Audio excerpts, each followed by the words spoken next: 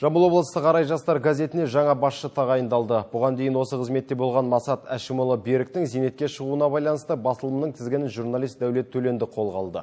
Облыстық Арай жастар газетінде еңбек жолын бастаған Дәулет Төленді Тараз қалалық Жамбыл Тараз газетінде де біліктілігімен көзге түскен болатын. Нақ осы Арай жастар газетінде де бас редактордың орынбасар қызметін атқарып, басылымның жаңа бағыт алып, оқырмандарының көбеюіне үлес қосты.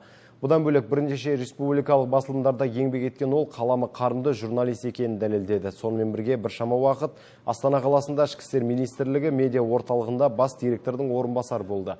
Ал облыстық Ақ жол газетінде бас редактордың орынбасары болғанына 4 айға жуықтаған болатын. Жаңа басшыны әріптестермен ұжымдастар құттықтап, жұмысына сәттілік тіледі. Басылымды жаңа белестерге көтеруге сүбелі үлес қосатындығына сенім білдірді. Билік сеніп отыр, осындай мүмкіндік жасап отыр. Сол үшін де тек қана жұмыспен көрсетейік, әріптестердің бәрін қолдаймыз. Алла қаласа бір биік деңгейден табыламыз деп ойлаймын. Сол үшін рахмет сіздерге.